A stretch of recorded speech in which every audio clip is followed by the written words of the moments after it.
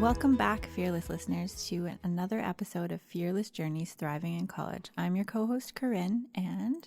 I'm Steve, and today we're going to have a truly special episode in store for our Canadian college student audience. We're diving into a topic that touches every corner of our lives, mental health, but we're going to go about it in a unique way. That's right, Steve. Mental health is a critical issue among college students, and it's essential to understand how Indigenous communities approach this topic. To help us gain insight, we are honored to have Peter here with us today, a Blackfoot elder joining us today. Thank you so much for joining us, Peter. Yeah, thank you. So tell us a little bit about yourself, a short little bio, and... Okay. Hukki kitqanaaksi matsinarpuanarkis kanaatuni haamuksinitsimaqakkia kakuksi iikarkimin ersa iqtutistapiitsi pua anititapi paitapi sin nistuno taanstae ispum istatu pinna makuksitsi ipumikka pismaamattapi upaitapi sin morning. Honored to be here this morning to help out my traditional or Blackfoot name, as they say, is called Mini Puka. It translates to Sacred Berry Child.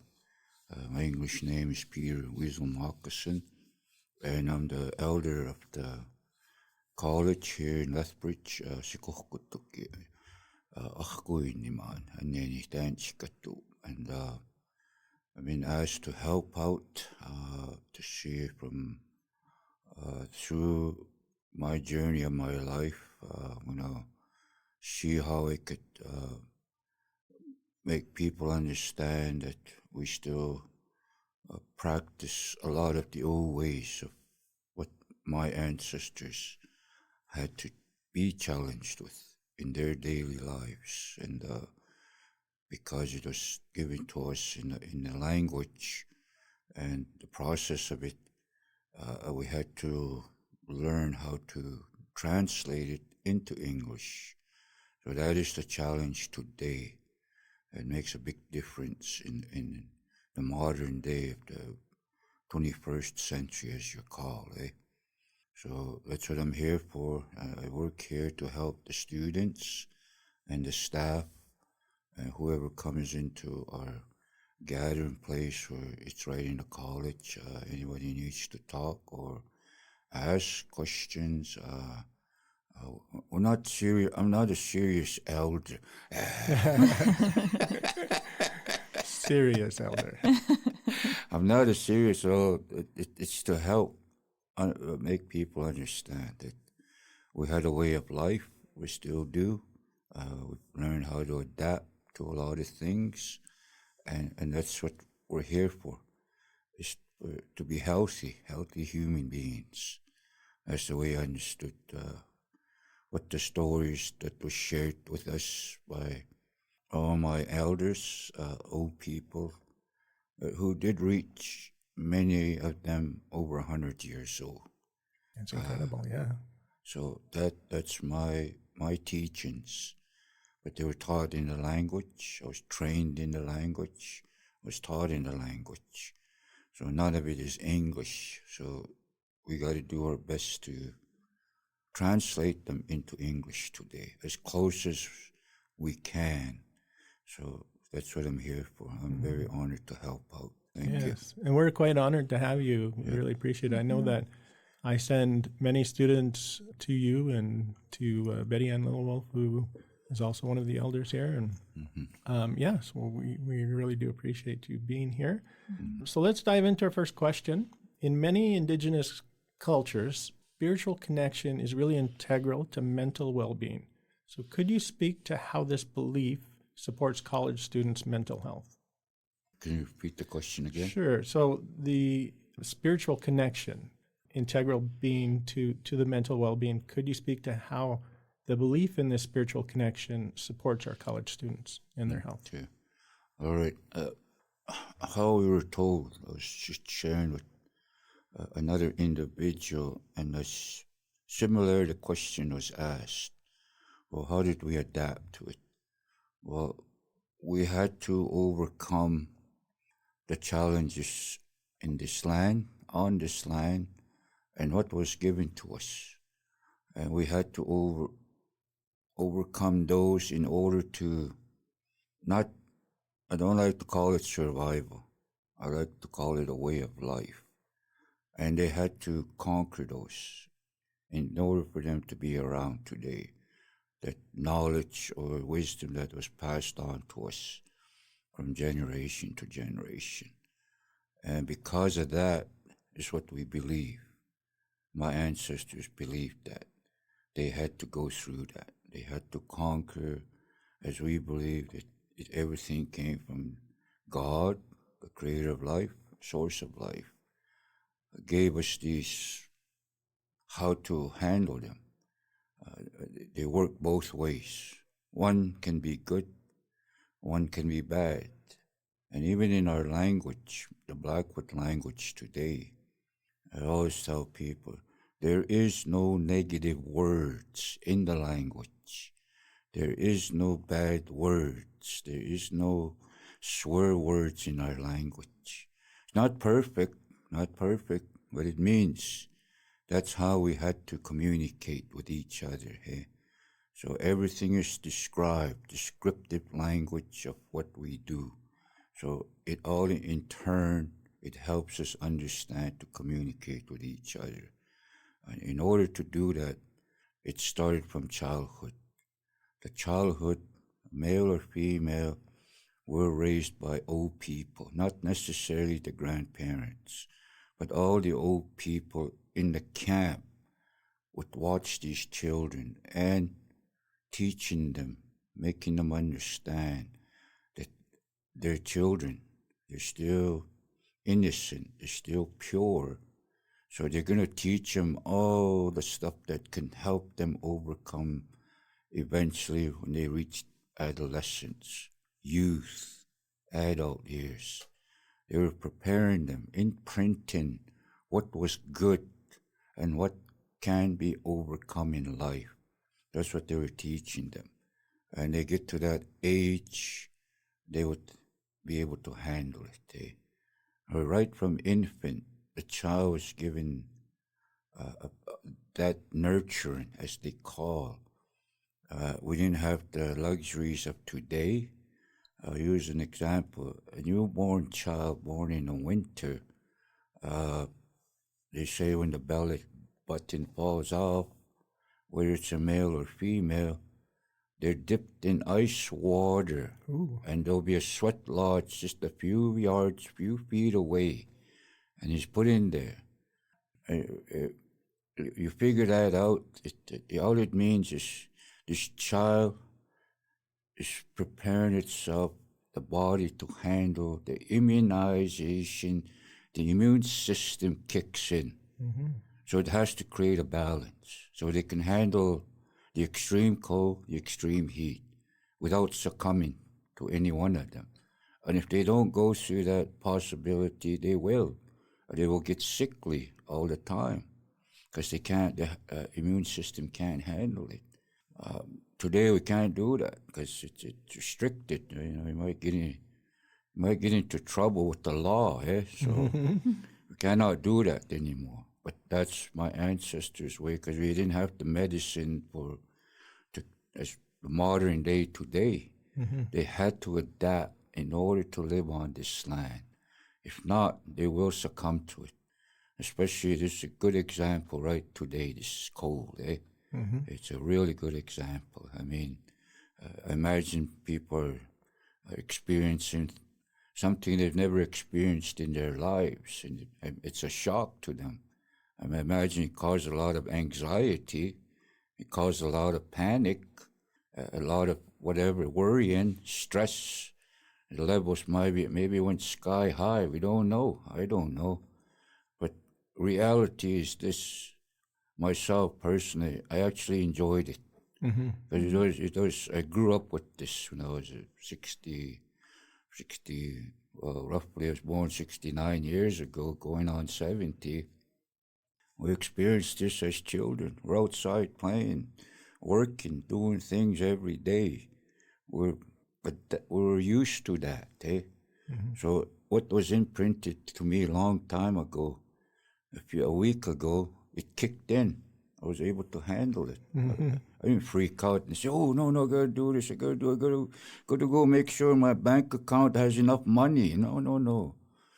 I calmed myself down. I had to handle it. It kicked in. Give me a few minutes. I was able to adapt to it. But if I was not used to it, I imagine a person that has no knowledge of it, I will believe they will go through that process. Yeah. But for us, it was good for us.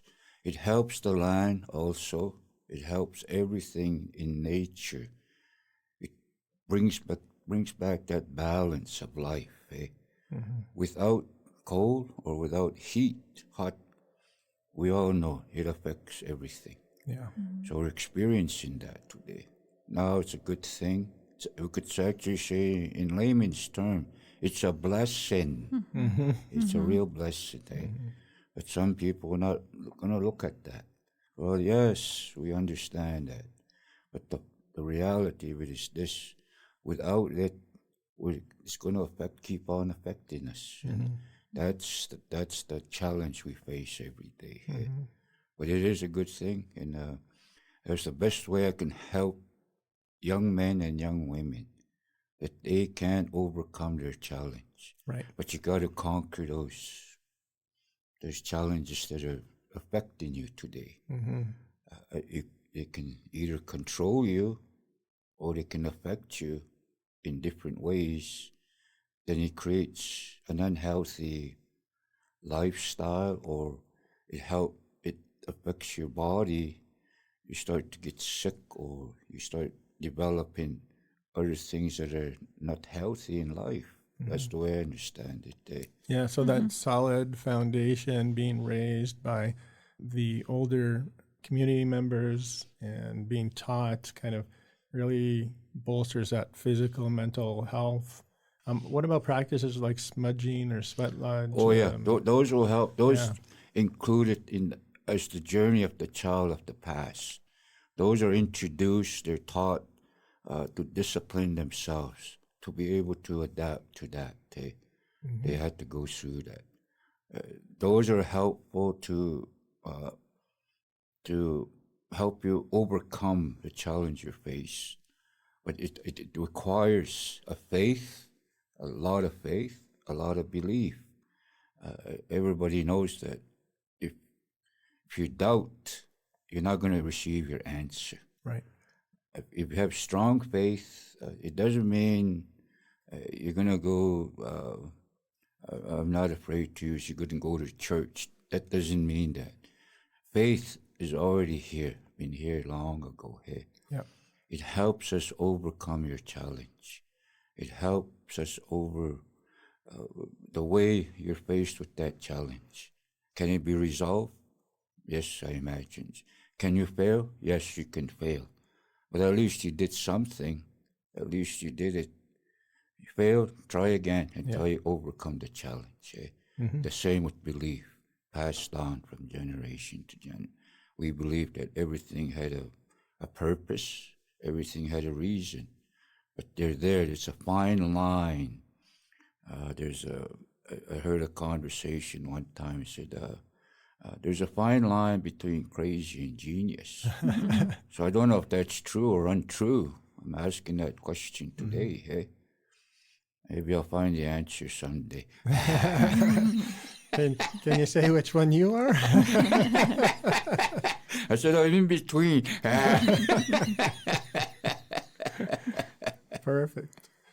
Thank you so much, Peter. Thank you. You're welcome. With the spirituality piece, it demonstrates how spirituality can serve as a source of support and resilience. Another crucial aspect of cultural identity. How does embracing one's cultural identity contribute to mental health of Indigenous college students? Well, everything connects as we believe. When their child is being trained in my ancestors' time, they were taught to distinguish. I think you can call it two paths. that path, one will help you. They both help, but only one can accomplish the challenge you're facing. One, you could say, is an easy way out, but it's fun. Yeah, it's a lot of fun. But it all comes to nothing after. One, you still have to, the other one that will help you overcome is the one we believe you have to follow. And that's where the spirituality comes in. Okay, you're going to be faced with this challenge. Is it difficult? I imagine so. Is it hard? Is it painful? I imagine so. But what are you willing to do to face that challenge? It comes through your training, comes through your teaching, comes through listening to the knowledge. People that have experienced it already become the teachers, or they become the mentors to help whoever's going through that, because they will be faced with it. Both have unexpected challenges, but only one will overcome. Mm-hmm. And that's the one we look at. It's the one we train these young people, is to take that path. And no one's forced to do it. Nobody can be forced to do it. You can choose the other path. There's a lot of fun in it, but I think one day it all ends, mm-hmm. and it's not very rewarding. To me, that's the way I believe it. Yeah. But when you follow that other path where you're going to be challenged just about every day of your life, well, I believe you'll get your reward. Mm-hmm. I think that's where happiness comes from. It becomes free. You don't have to pay anything with it for it. I don't pay for it. I haven't been charged, so that's good. I guess it's still free today. Mm-hmm. You don't have to pay because you can be happy any time of your life. Doesn't necessarily mean you got to be every second. It just means it's imprinted into you that mm-hmm. you can work with it every day of your life. Heals you, but it's still on the other side too. But it's momentarily. Mm-hmm. It disappears. Then you're not happy, you're sad. You have to go through all those emotions to be happy again.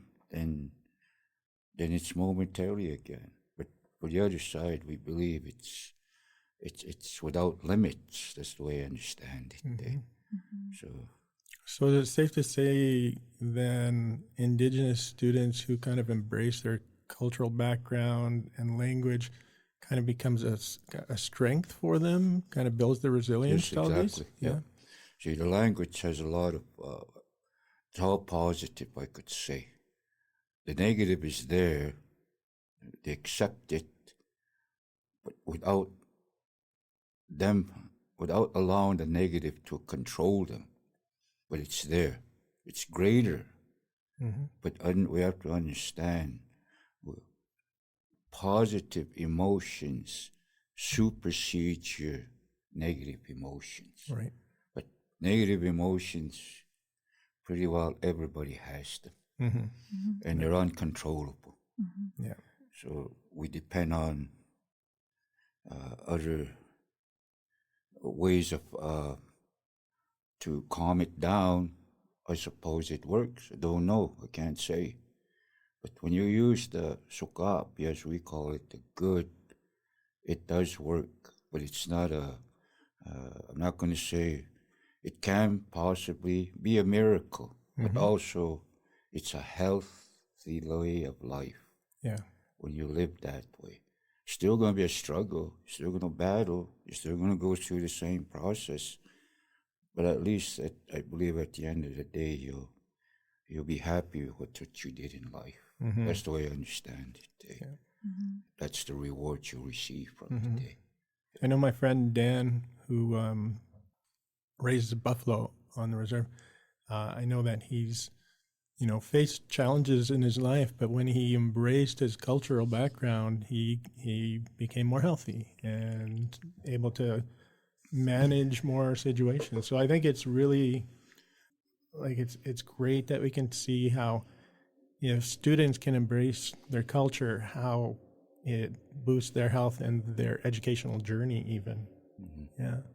So that kind of leads me to that land-based healing part. So how do Indigenous approaches to mental health incorporate kind of that healing power of the land, especially like for college students who kind of navigate all the pressures of college? And Mm-hmm. Well, this is where the teachings, as we say, from the past, our ancestors believed from the Creator, how everything was made or created.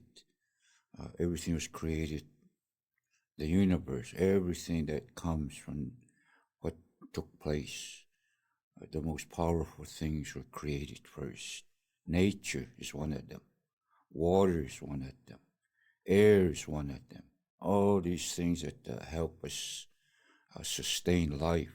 Creatures, everything that was created or made and imprinted into the land.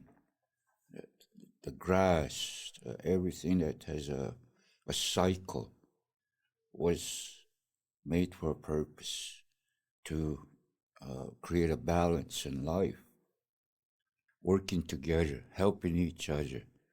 It doesn't necessarily mean a bad thing.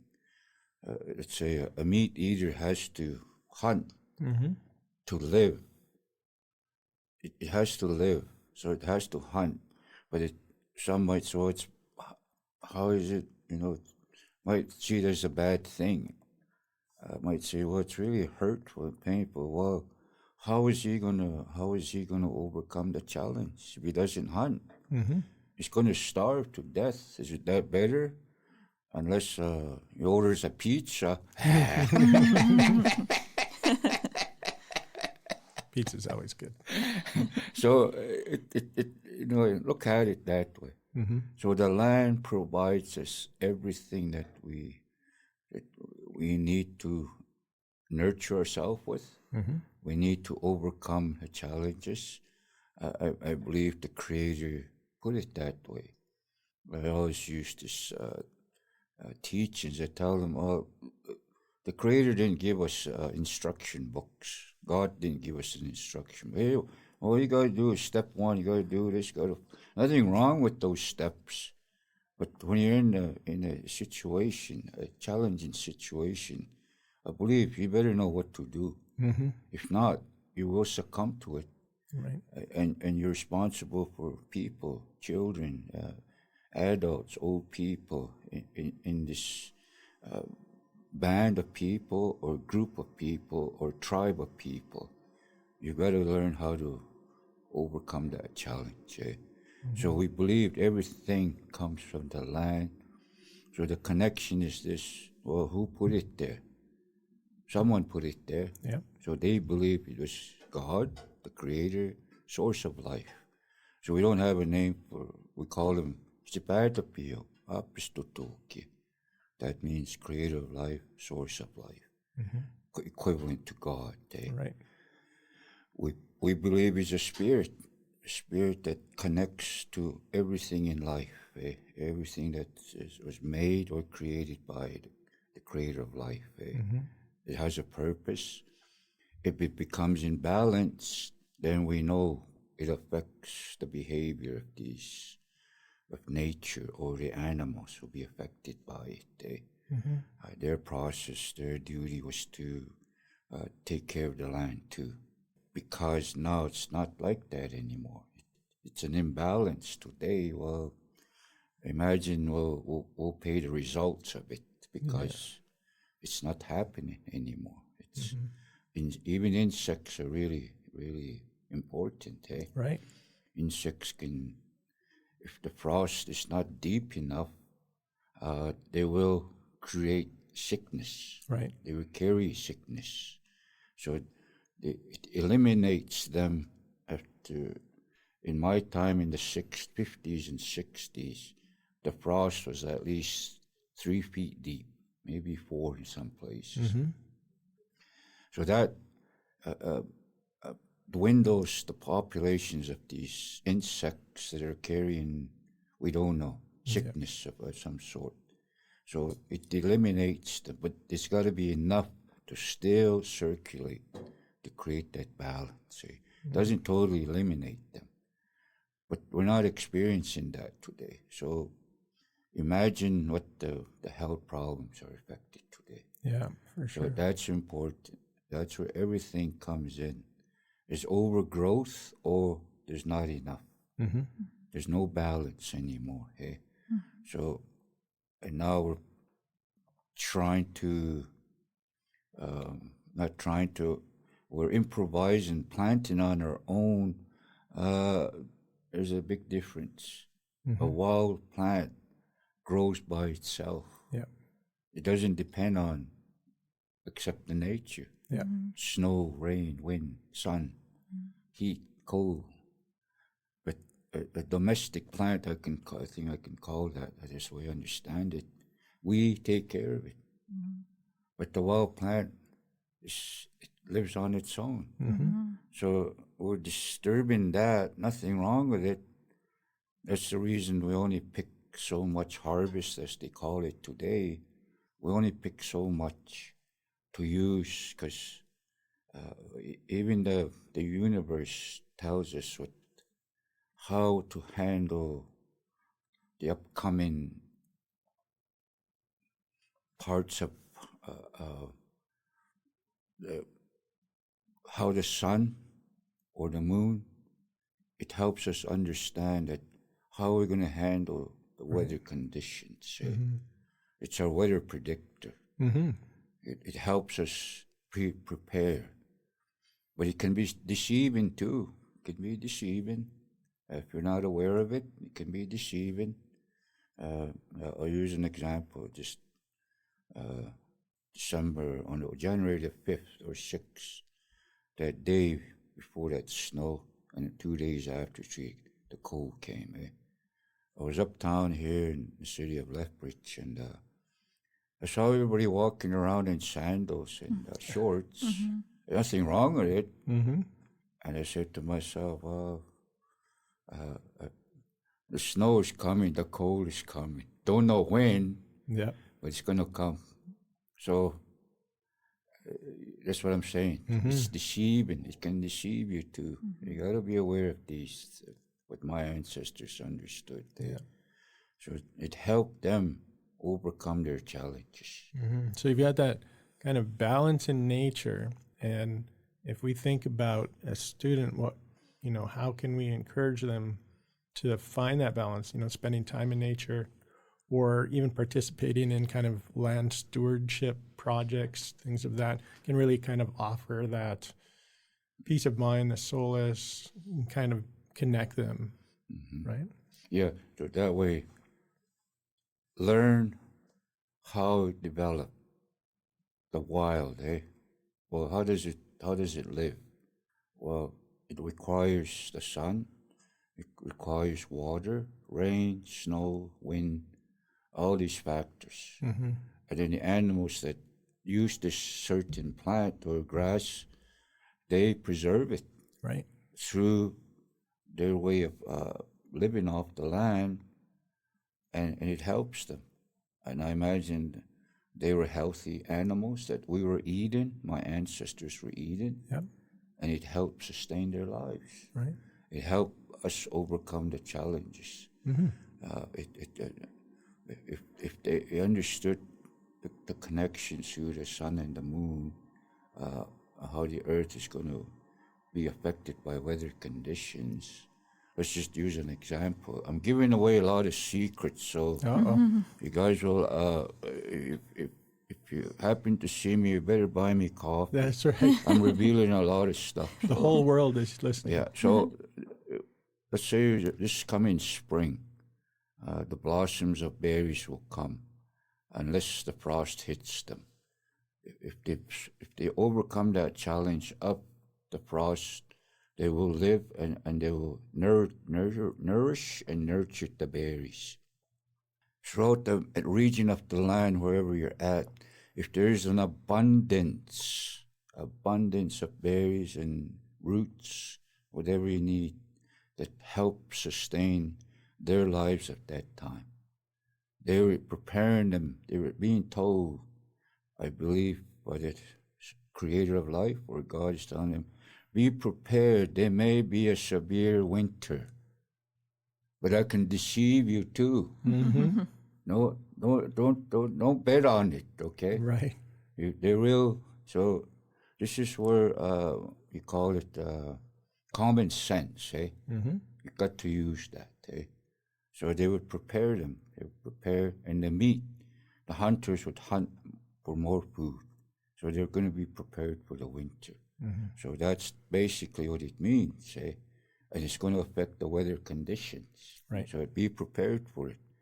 Make sure you got enough, warm clothes, and you got enough whatever that they require in order to challenge that weather. Mm-hmm. Or it could be the opposite. We don't know. At a moment's notice, it could change. This land we live on right now, this part of the land, I just finished talking with a colleague. I just finished telling her, this land where we live right now at this point in southern Alberta, I believe, I don't know if any other place experiences it.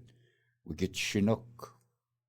You get a Chinook. Yeah. I don't know if it happens anyplace else. So through the intelligence of my ancestors, they chose to live on this particular part of the land in the winter because the Chinook comes. Right.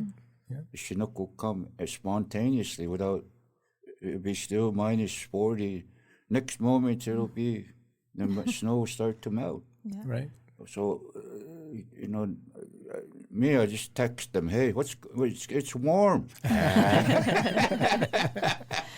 Yeah, we know. No, that's what we used, eh? Mm-hmm. We used a lot of common sense and experience is what I call it.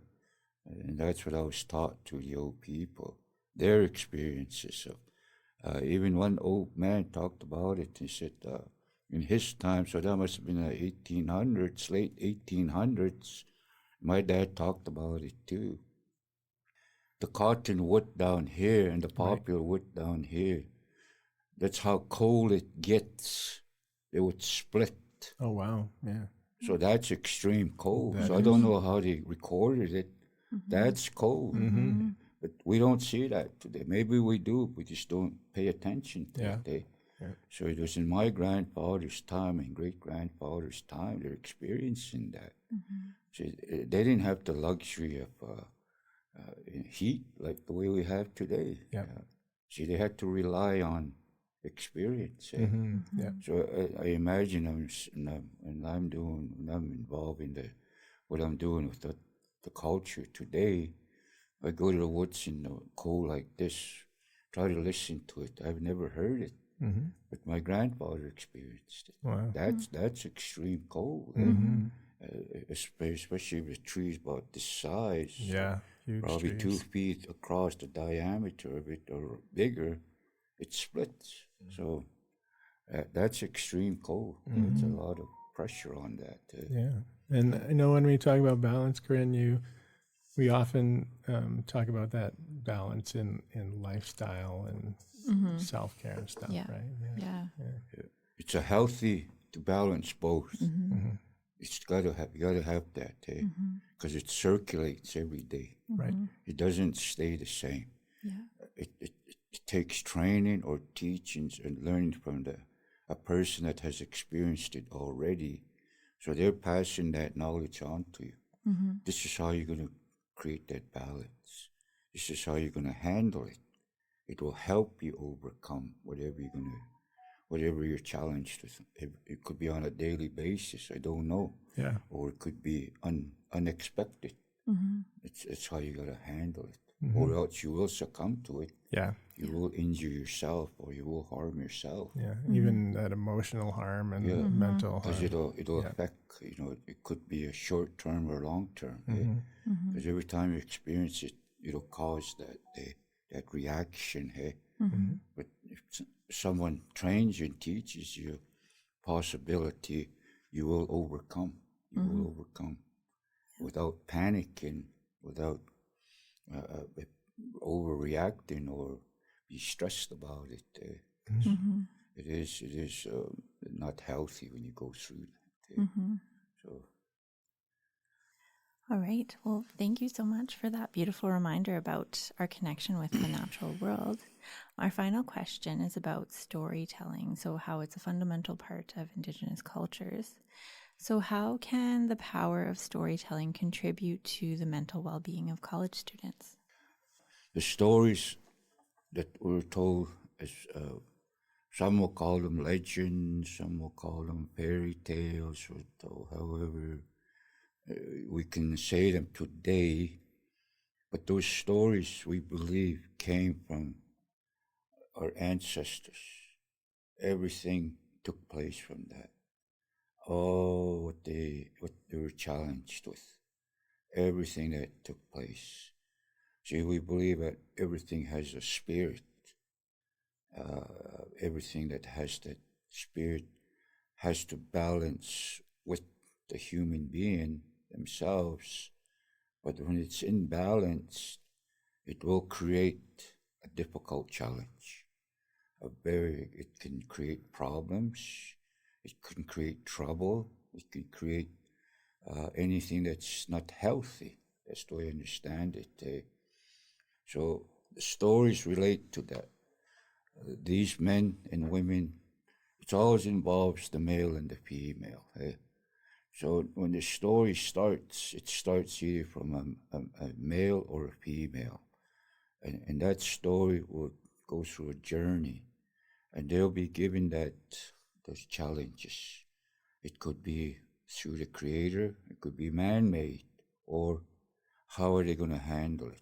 How are they going to overcome? What's the message from the story? How is it relating to you personally? How is it affecting your community, your people? They're not. I'm not going to be able to use. I'm not an educated man. I'm not educated, so I'm not going to be able to use fiction or non-fiction. I don't know how to say that. We believe they were real to us. Right. Real human beings that were challenged with whatever they were challenged with. And it helped them understand. They were able to overcome.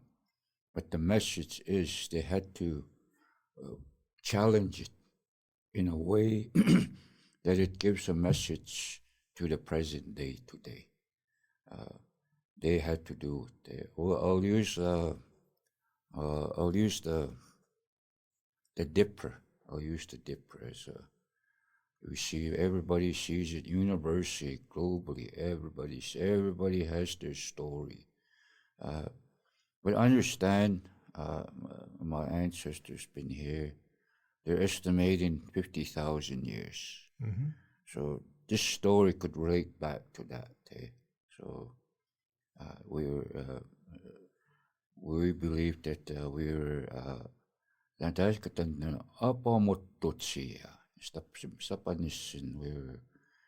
we were migrators of the land. We followed the food source. We followed the plant life, medicine, roots that we needed throughout the land and region, throughout the country itself. We were adventurous people. I think nomad they stay in one area. I'm not saying it's right or wrong, but that's the way I understand it. But we're migrators. We follow the land. So this story stems from that. There were 7 brothers. They had a sister, and they became orphans. The parents somehow died, the mother and dad. So there were 8 of them. They had 7 brothers and 1 sister. The oldest was the sister, and these boys ranged from young adults right down to a child. So they were natural hunters. They hunted, providing for the camp, not just themselves, providing for a band or a clan of people every day. That was their everyday life. That's what they're trained to do, taught as young men, as young boys, and the woman was taught her responsibilities too, providing that for her brothers. So they were going through that process, and they were going through that. One day, the young woman was started to, I suppose you could say, started neglecting her duties. They didn't really notice it. It wasn't noticeable, and they just thought, well, maybe maybe he's watching Days of Our Lives. Maybe she's reading a romantic book or something. No, I don't know. But she was neglecting her duties, and it was affecting the relationship within the siblings. It didn't really matter, but there was something. They felt something was wrong. So this kept going on and on and on, and finally, the older brother said, "We got to find out what's happening. There's something wrong with our sister. Her attitude is not good. Her behavior is not good. Moody. I imagine she was going through all the woman thing that woman goes through. Nothing wrong with it. It's natural, but it's something beyond it. They wanted to know. They wanted to find out. They weren't curious. They just wanted to understand how they could help her. She became a gripey woman, and she was, well, the other word, I'm not going to mention it over we all know that. Well, I think we all encounter that in our lives. So she was being like this woman, young woman, and she was really lippy. She was just aggressive, and all those, it was affecting her, and it was affecting the relationship with the brothers. And I suppose the camp too. The camp noticed it too. The clan and the band noticed, and the tribe noticed it. They were doing their best to help her, but she didn't listen. She had an attitude that she wasn't going to listen to nobody. So they asked the youngest of the brothers, not spy on her, but to check on her, see what's happening. Something's wrong. There's got to be something wrong. So he stayed back. They went out hunting, and he came back to watch her, see what was her movements, everything. She was doing all what she had to do, the duties and the responsibilities, but she was not efficiently as before. She wasn't effective as before. So he followed her. He followed her into the meadows, and in the meadows there was a handsome man. She was, I suppose, getting romantically involved, and that's how he assessed her, which was nothing wrong with it. It's a normal part of life, I suppose I could say. But there was more to it. There was more to it. This young boy, because of his training and teachings, there was something about the man. He didn't trust him. There was something different about him. So he reported back to his older siblings. He said, "Well, it's just the reason. Well, that's okay. We'll accept that. She's entitled to be, eventually to be married in the future, to be with a man. There's nothing wrong with it. Normal part of life. But it's really affecting her." But the young boy said, the youngest of the brothers said, "There's something I don't like about him. There's something he's not real." He said, he's not something. He's not. He's looking for something that he wants or he needs from our sister.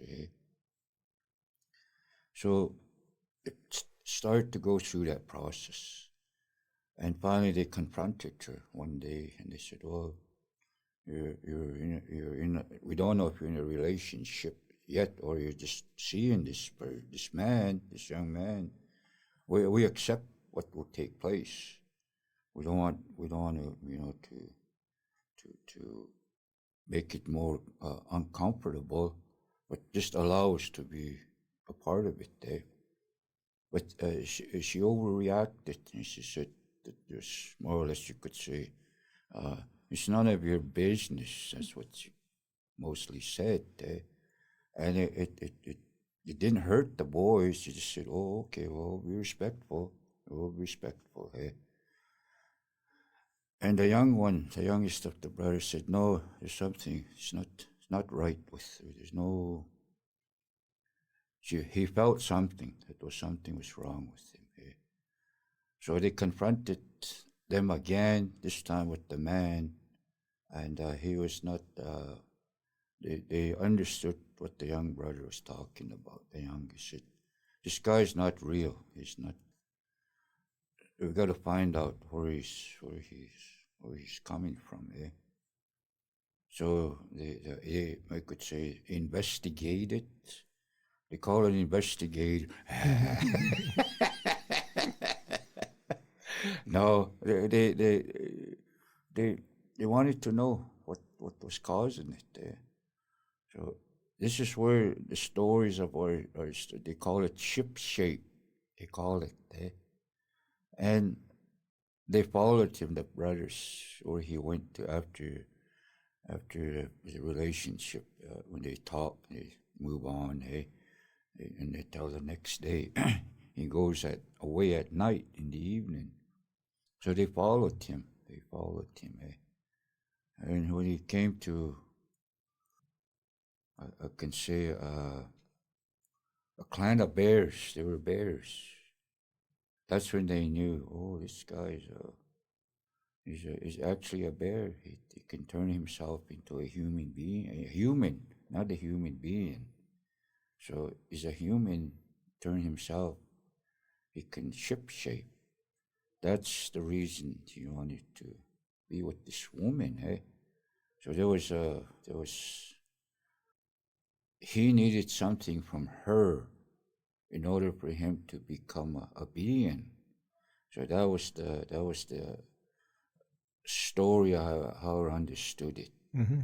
To be connected with her through whatever process that takes place.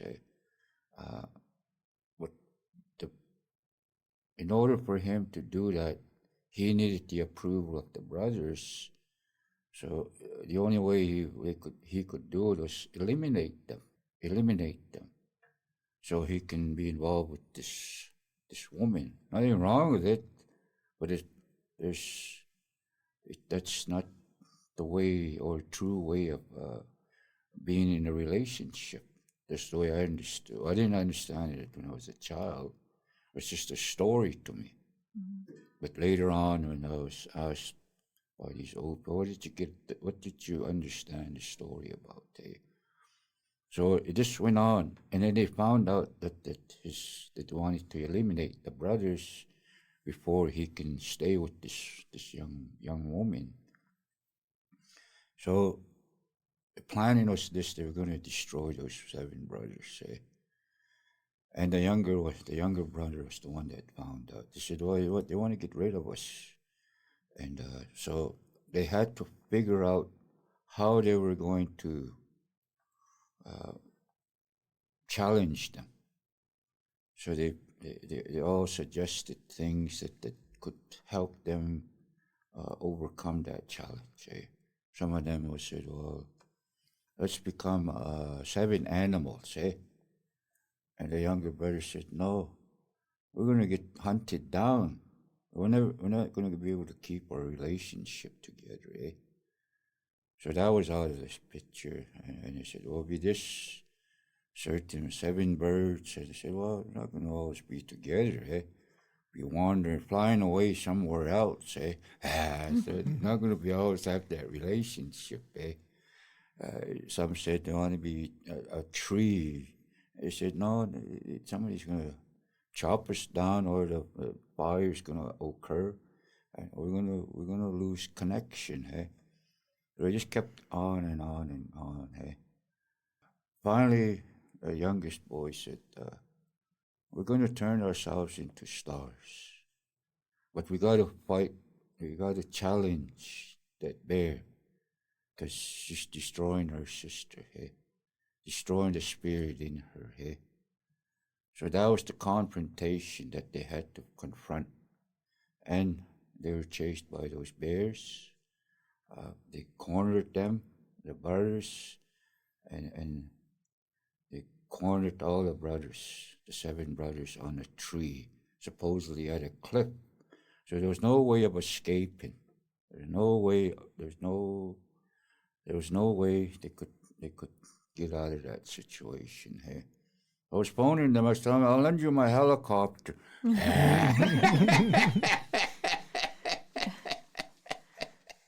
No, they were in a bind. So they said, well, they had to kill that bear. They had to eliminate him. Hey, the bear that was after their sister. Hey. So it came down to that. They were protecting themselves from those animals. They had to climb up that tree. And the last arrow, they call him Ukina. There's no translation for him. They never gave me the translation of his name. The youngest brother, he was 7, 8 years old. His name was Ukina. And he had his last arrow. And this bird was flying around by him. It was a hummingbird. Namoy peaks. Kept telling him, use my feather, put it on your arrow. That's how you're going to eliminate this bear. So bird stopped flying. He took the feather off, tied it onto his arrow, and he shot him, and he eliminated him. So that was done with. And the youngest one said, these bears will not stop doing it. Mm-hmm. They're going to keep challenging us all the time because we eliminated their leader. So he said, I suggested we're going to become stars. And the woman that fell in love with this bear, I'm not going to say, I can't say curse, I can't say punishment. It's just, I'll put it this way, to teach her a lesson. Well, how come you didn't follow the teachings and the knowledge when you had the opportunity to go through that path? You chose this path. So now you're going to end up being a bear for the rest of your life. You're not going to be a human being again, ever. So she ended up like that. That's why when you go near a mother bear, they'll attack you. Don't matter who you are. Don't matter if it's the other bears involved. They're very protective animal, very protective. Anything, even a little weasel tries to come near, they'll attack it. They'll do everything possible to protect their young ones. So that was her. She ended up like that. So the brothers descended up to the sky, to the universe. So we see them every day, every night. So the message means, I don't know how long the story was. It could be thousands, maybe millions of years ago. I don't know. And the moral of the story that I understood when I became a young man, adult, my dad and the old people told me, what did you get out of it? I told them, well, it reminds us, are we going to be like that relationship? Or we're going to be like the other? So you choose. You can choose. They both work, but only one can overcome the challenge. Yeah, it's good to see how the stories really teach us these things. And it teaches us this. It's, even though it's the modern day, we still go through that. We still go through that. So that's the story that we were given as a little boy. And then I pieced it together and said, oh, okay, that's... So, like it says, there's a saying that says, love will last forever. Mm-hmm. Love will last. There's no end to it. Yeah. There's no wrong in love. How we handle it is up to us. How it helps us can make us crazy. Yeah. Most of the time. Well, But if it can help us heal, yeah. it can help us heal either way. So that was the message we received. I told my dad, he said, you got it. He said, those remind us, Right. Are you going to be like this or are you going to be like that? You have a choice. Yeah. You have a choice. And the reality he told me was, if you choose this, you will suffer the consequences of it. But if you choose this path, those 7 stars, you will heal, you'll overcome. But the key of it is this: you cannot go back to the life you had before. Right. That's the way I understood it. Right. Yeah. He says, you got to keep moving ahead. You got to keep moving ahead. Well, thanks for sharing your wisdom and the stories. I mean, it kind of does remind us that, strength and resilience within the Indigenous perspectives really can bring, our college students increased health, increased mental health. So it's great. Thank you for... Excuse me. And we use those on our TP designs. Right. Yes. They're on the flaps of the of the TP designs on this side. So when you look up, sit there here. And so those are the stories. There's many other stories that relate to that relationship. It reminds us, well, are you going to choose this or are you going to choose that? That's the way I understand it. Everyone has a choice. You make a bad choice, well, you're responsible for it. You make a bad decision, you're responsible for it. But you make the choice that will help you overcome. Yes, the challenge will be there regardless. But it can help you overcome. You can learn from it. I'm still learning today. So, don't we all, right? Yes. That's the key that I understand. Yeah, that's perfect. Thank you so much, Peter, for joining us today and sharing your wisdom and your insights. We really appreciate it. Your words remind us of the strength and resilience that Indigenous perspectives can bring to mental health of college students. And even the songs come from that, as we believe. It connects to everything that we're involved with, and this gentleman has been there to hear them. So the songs help the spirit. It helps everybody. Almost like serenity, I think you call it. It gives you a serene feel. I'll share one song. It's to help people understand we still practice these ways, even though it's a modern day world.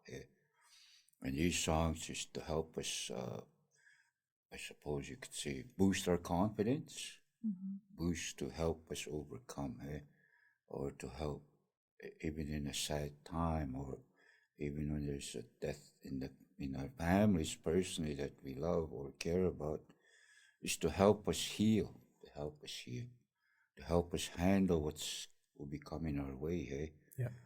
Even though we miss them, well, unfortunately, some will get lonely. They get lonesome, which is not healthy. But it's okay to miss somebody. You got to move on in life.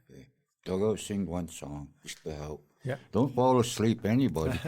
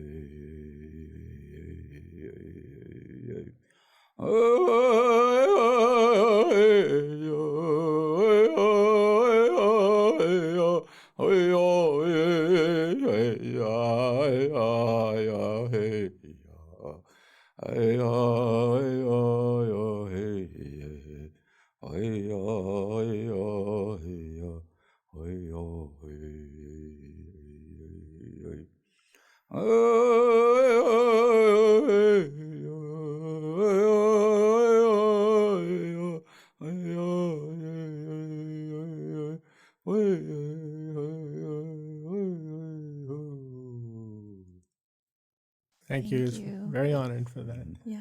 I want to thank our listeners today for joining us on this journey of exploration. And remember, healing from within is really a collective endeavor, and we can create kind of that more inclusive and supportive environment for everybody.